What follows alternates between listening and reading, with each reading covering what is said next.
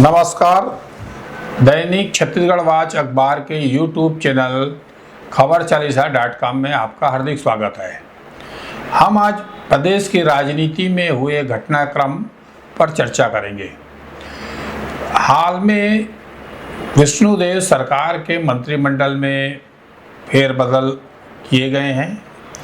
इस पुनर्गठन के बाद 3 नए मंत्री लिए गए। तीनों युवा मंत्री, पहली बार जीतकर आए मंत्रियों को मंत्रिमंडल में जगह दी गई है। इस फेरबदल के बाद यह तय हो गया कि भाजपा संगठन नए लोगों को मौका देने के पक्षधर है। अभी तक ये होता था कि फेरबदल 50-50 होता था। इस बार 100% फेरबदल हुआ कि पूरे के पूरे नए लोगों को लिए गए। पुराने लोगों को एक तरह से मार्गदर्शक मंडल में ले जाने की तैयारी है। यानी मंत्रिमंडल से बड़ी बात या बड़ा मामला जो है, एक तरह से जो पुराने लोगों को, जिनको मार्गदर्शक मंडल कहा जाता है, उनकी संख्या ज़्यादा हो गई। क्योंकि मंत्री 3 बनने थे। जिस अनुसार से हरियाणा पेटेंट पर 3 मंत्री बनाए, पहले 2 मंत्री बनते मगर तीसरी की अनुमति ली गई, शायद उसको लेकर विवाद की स्थिति है। 3 मंत्री होने के बाद तीनों नए मंत्री बनाए गए। पुराने अनुभवी और दिग्गज मंत्रियों को दरकिनार कर दिया गया और संगठन ने ये सलाह दे दिया कि आगे इंतजार करिए कि आपका क्या उपयोग होगा। तो एक तरह से पुराने विधायक हैं, दिग्गज विधायक हैं, अब उनको अपना टिकट का खतरा आगामी विधानसभा चुनाव में होंगे। उसमें क्या टिकट मिल पाएगी या नए लोगों को भी मौका दिया जाएगा, ये डर सताने लगा है। भाजपा संगठन में जिस तरह से सक्रियता दिखाते हुए, काफ़ी मंथन करते हुए जाति समीकरण, क्षेत्रीय समीकरण के तहत यह फेरबदल किया है। इस फेरबदल में एक पिछड़े वर्ग से लिया गया, आदिवासी की संख्या पहले से ज़्यादा थी, अंबिकापुर इलाके की संख्या पहले से ज़्यादा थी, फिर भी अंबिकापुर इलाके से एक और मंत्री राजेश अग्रवाल को दे दिया गया। पिछड़े वर्ग से यादव समाज से गजेंद्र यादव को दुर्ग को लिया गया। अनुसूचित जाति से बालदास के पुत्र रुद्रगुरु बालदास के पुत्र को लिया गया। तो इस तरह से अनुसूचित जाति, पिछड़ा वर्ग, सामान्य वर्ग से यह दिया गया है। ये सम्मान, इससे भाजपा संगठन जो है एक तरह से सक्रियता के चलते ये काम हुआ है पूरा। अब जिस तरह से विष्णुदेव सरकार अब फुल फॉर्म में है, काम कर पाएगी।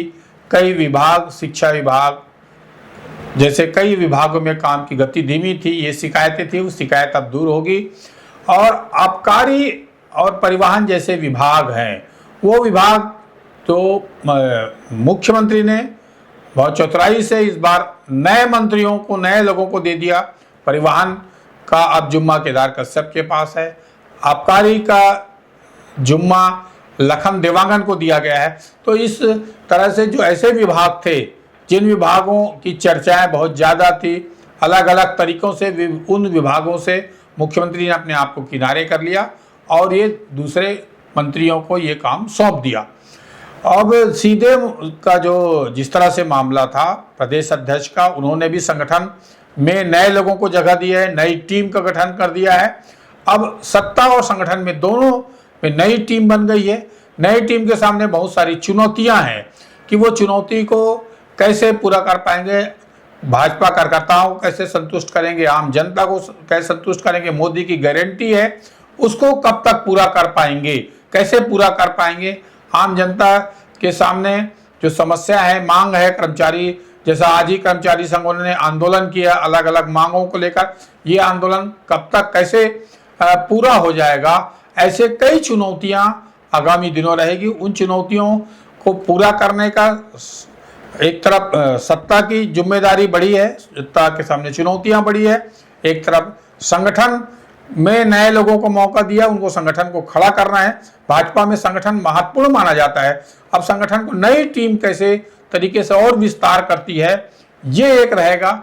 और तीसरा, जो पुराने विधायक हैं, पुराने नेता हैं, वो उनके सामने भी अब चुनौती रहेगी कि परफॉर्मेंस दिखाएं, कि एक तरह से दरकिनार हो जाएं, तो मुंह फुलाकर चुपचाप बैठ जाएं या काम करके पार्टी को दिखाएं, अपनी छवि को अपने क्षेत्र में, अपने जनता के बीच।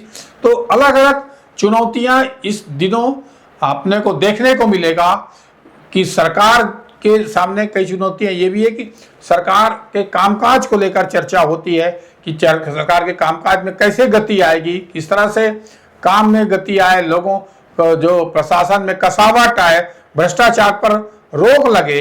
ये एक चुनौतियां सरकार के सामने रहेगी। हिंद, जय जय छत्तीसगढ़।